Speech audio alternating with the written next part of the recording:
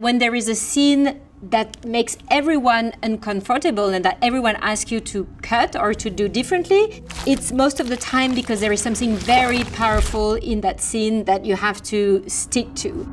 Hi, this is Coralie Fargeat, and this is Notes on a Scene for The Substance.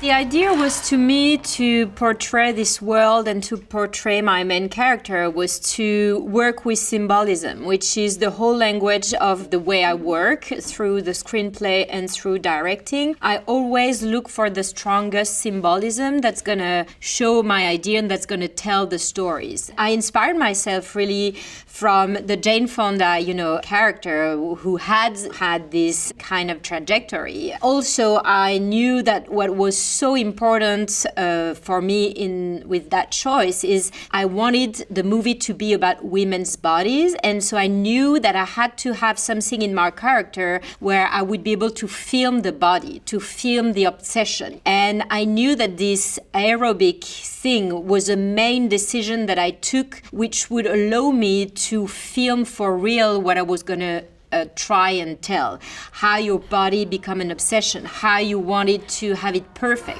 Happy birthday. Oh, thank you. Happy birthday. Thank you.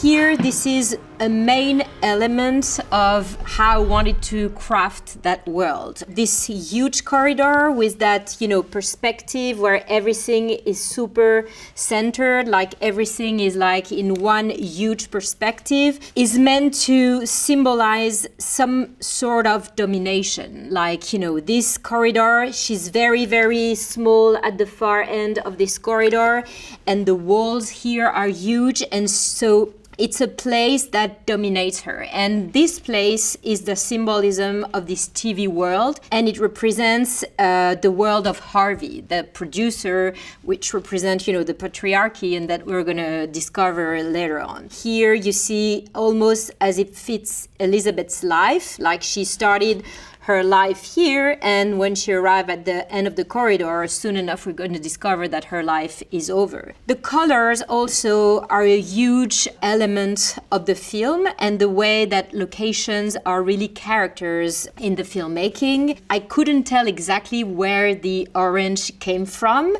but I think it's probably linked to worlds that impact me when I was younger and I was watching movies that were making me feel sensations not through dialogues but through images, whether it is the Star Wars trilogy or the 2001 Space Odyssey, which are creating a world that tells you so much without using any words.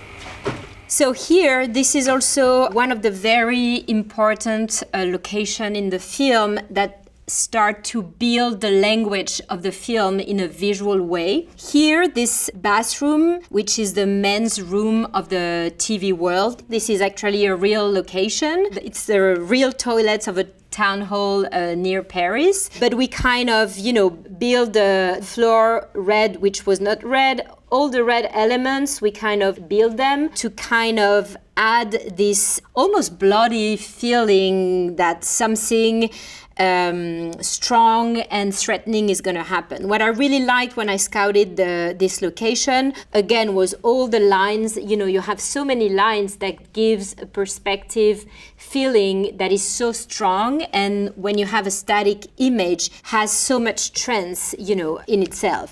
And here you have lines as well. So all this visually, already builds something that is not common, something that puts you in a world where there is some kind of gravitas, when there is some kind of heaviness. It was also very important for me that this shot was going to be a sequence shot, that from the moment Elisabeth has entered the bathroom, the camera is locked with this wide angle, and everything is going to happen in real time to bring some sort of violence and some sort of being the feeling of being into the scene. So the camera was just right here, like the real wall of the bathroom was a little bit further behind. So we had maybe 50 centimeters, to get this. So on a very technical process, we kind of removed the body of the camera to have as little,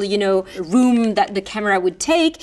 And we had a super wide lens, almost a fish eye that we had tested with my DOP, so that the image wouldn't be distorted when you are in a wide shot. It's very static. But when the character is gonna enter, then when he gets close to the lens, he's gonna be a bit distorted. Look, I'll make it simple. We need her young. We need her hot. We need her now. This is crazy. Like, we're shooting with Demi Moore and Dennis Quaid in the toilets of the, suburb town hall, and everyone is hiding in the toilet or under the lavatory. The continuity girl, she was crouched like that under this. I was in a stall that was over there. We had the gaffer, which was hidden also in one of the stalls. This is the cinema I love to make, when you have those mix of elements that you cheat with everything to create something unexpected. How the old bitch has been able to stick around for this long. That's the fucking mystery to me. So here, I really like the idea of discovering this character in real life by the way he behaves and by the way he's gonna take the space.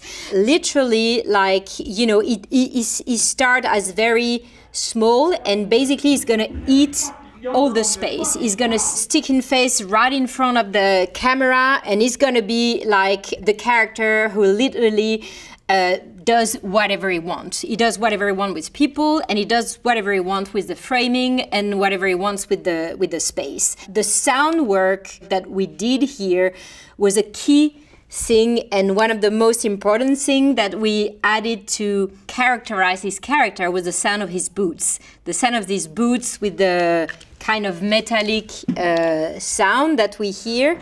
Every fucking young girl in this fucking town in the next few weeks. I remember the Foley artist, who is great, Grégory Vincent, who builds so much creative sounds for Foley, and he adds a lot. So he created this kind of metallic sound that we're gonna have all the time when Harvey arrives someone. And literally when he arrives somewhere, we hear him, we feel him, and we see him like taking all the space and kind of showing that basically he's the king of the world.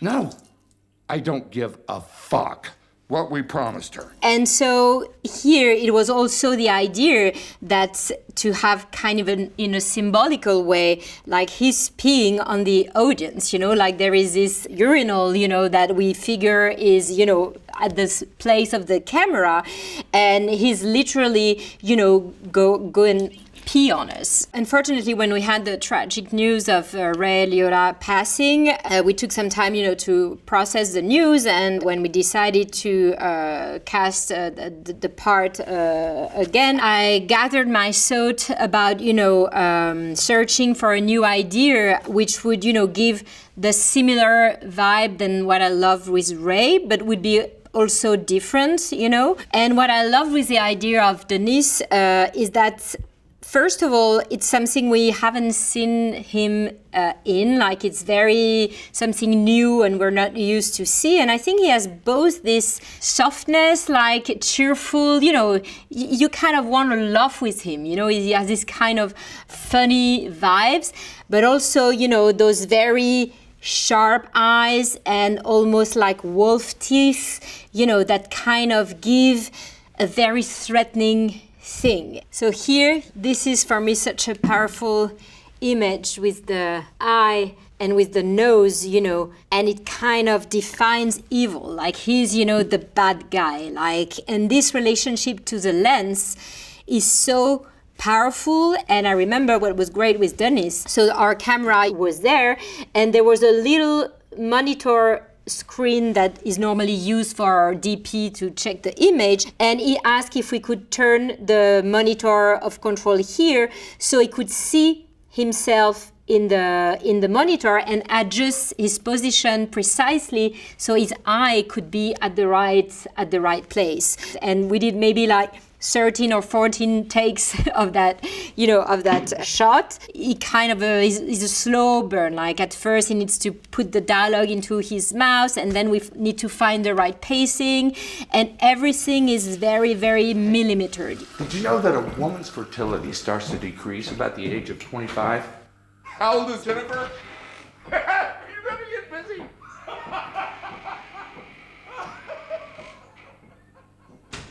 And so here, everything in the sound is important to build the scene. The fact that we're going to hear him disappear, his laugh going away, the of the door, closing, and then the silence.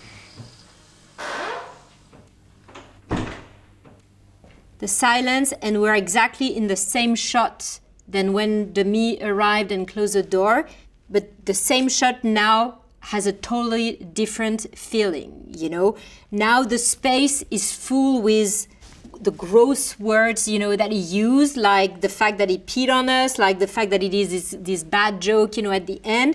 And so the exact same shot with the same framing, the same silence is received totally differently and adds to the scene something that have totally shifted the scene. And so here, it's the first time that Demi is gonna look at herself in the mirror, and the way she looks at herself is through Harvey words. She's not worth anything, like she doesn't deserve to be here, and that basically he just erased her from the space. Also, the way the shot is framed here, I really wanted to be in a total symmetry with her being in the middle, in the center of the frame, with this very aligned perspective. And she feels that she's a little static person in the middle of the huge bathroom, and that all the space around her makes her feel small. And the way she holds herself a little bit numb, with as if everything that has been told was weighing on her shoulders. So you can see that she has everything that we've heard before now on her shoulders while she's standing in that bathroom. This shot to me is also very important in the symbols, in the way that here, this shot on the water going down the sink, is the projection of her thoughts. It's like if she was eaten up, and was disappearing into this water. All those close-ups are, for me, we're used to call them insert shot, but for me they are hero shots.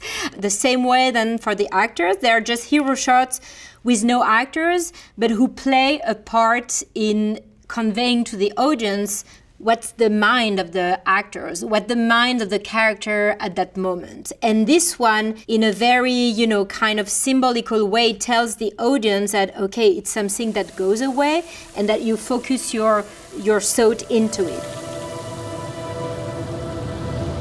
This is one of the, I think, most important shots, and something that I want to tell about my work relationship with Demi. I really wanted to be sure that the actress who would come, and perform that part would be willing to take all the risks that the film required. So that's why I spent a lot of time with Demi when we started to meet, explaining her everything about the filmmaking, everything I'm telling now, the importance that it has to convey the story. So it requires also a lot of technical challenges, on sets that the actors have to deal with. And in that scene, something very interesting and important happened. It was one of the first scenes where we were lighting her in a way that is real, like we were in a real restrooms, in the middle of nowhere with a very harsh, ugly light. And I had asked my DP to keep it in a very real way, not to make a beauty light, not to make a light, that would soften everything. I wanted to see the reality of her face, of what she feels, of what we feel on her face, facing herself. And I remember the first time that she discovered herself in the mirror for the scene, she said, oh no, but we can't have that light. It's not possible. You need to make the light better. You need to make it here and here so we don't see this and we don't see that. And I went to see her, and I told her, no, Demi, we can't do that. The movie is exactly about getting this reality about who you are, about seeing you in that mirror with all the violence of what that guy has just said, and to see yourself confronting yourself and looking at yourself for what you really are. And it's really important that at this moment, we have the reality of the shitty restroom in a TV, in a TV show that's not going to enhance you. At first, she was a little bit resisting, and then she understood, and then she said, "Okay," and she did the scene, and that's where I understood that she had understood the film, and she was there for the right reasons. Even if this was taking her outside of her comfort zone, she had the intelligence and the instinct to understand that it was needed for the film. To me, that's, what a great collaboration between actors and directors is. It doesn't mean that you get along necessarily well all the time and there are not tough moments, but it's when you understand the work and the way of working that is in the service of the film. People just love that. I mean, that's just the way it is. He really ate them, and he was so happy to do so. He was committed to the part. I asked him, Dennis, are you sure? Are you okay? Yeah. Because he loved the excess of this character, and he understood how important it was to symbolize, I think, what everything his character was representing. So I remember, everything that he's doing it again and again. We did maybe 13 takes of this, and he ate the shrimps all the time, again and again. And I have to give people what they want. From the moment when I write, I already build the way I'm gonna film it, also because I'm building the way I'm gonna edit it, because I'm also an editor on the film. And because those macro shots where the sound and the image suddenly shift perspective are a huge tool of my language as a filmmaker, because they're a way for me to express in one image a whole story. And here in that image, it's really how this mouse, which represents Harvey, all the toxic masculinity, all the patriarchy and everything, how he's gonna literally crash and destroy these shrimps, which at this moment represents Elisabeth. So there are the words that he says, which try to be nice, and there is what he does, which is literally making as if the world was his, and he was, able to destroy and kill and rip off all the people the way he wants. And just with a shrimp, with this noise that take all the space and that destroy, it stops. A shrimp becomes a war scene, That's the way I love to express the violence that, I feel about those issues. The thing that impressed me the most in the editing was how much this shrimp scene made people uncomfortable. It was from all the scene, if I had expected people to have a strong rejection of something, I would have imagined everything but the shrimps. And it's true, it was all guys telling me, oh no, but the shrimps, it's too much, please tone down the shrimps.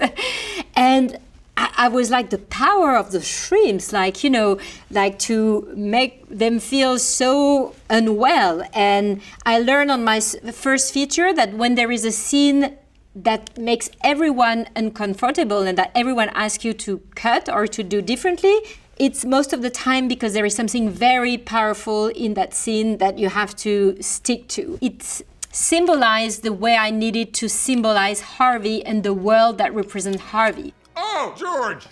Oh! I'm sorry, I gotta run. This is for me a very strong image of the boys' club, you know, which I think is very there as well. And to me, this tap on the shoulder was very important to have, and which leaves us with Elisabeth again having this thing on the fly where the image becomes a projection of the way Elisabeth feels, and she feels like this fly which is drawing, you know, in the glass of wine, and basically she's been destroyed. So again, like with just this very simple shot which took us a lot of time to get, and which to me is a hero shot, the language of the film is here. And this is also one shot that many people wanted me to remove, as if we didn't needed it. And for me, those shots, they are the one, of course the movie can live without, but that's what make to me the identity of the film. It's because those shots, you know, mean so much in a different way than what you see, you know, in more traditional films. So I was so happy because it's one of the shots that I prefer, that it's the one that finished that scene and kind of show us where Elisabeth is at the moment of the story.